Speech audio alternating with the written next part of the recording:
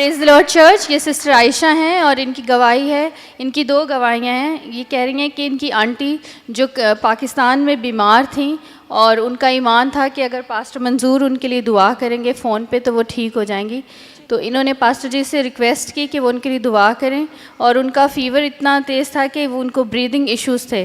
पर ये कह रही हैं कि जब पास्टर जी ने उनके लिए दुआ की तो खुदावंद ने उनको शिफा दी और वो अभी यहाँ पे हैं हमारे साथ, क्योंकि वो ट्रैवल करना चाह रही थी, इसलिए वो चाहती थी कि वो जाने से पहले ठीक हो जाएं। तो हम खुदावंद के नाम को जलाल देते हैं। दूसरी गवाही इनकी ये है कि ये कह रही हैं कि इनके एक फ्रेंड्स हैं जो कि क्रिश्चियन नहीं हैं, जो कि मसीही नहीं हैं, लेकिन उनका खुदावंद पर ईमान है। वो दोनों हस्बैंड वाइफ बीमार थे, उनको बुखार था और उनका भी ईमान था कि अगर पास्टर जी उनके लिए दुआ करेंगे तो वो शिफा पाएंगे। तो इन्होंने पास्टर जी को फ़ोन किया, उन्होंने दुआ की और खुदावंद ने उनको शिफा दी।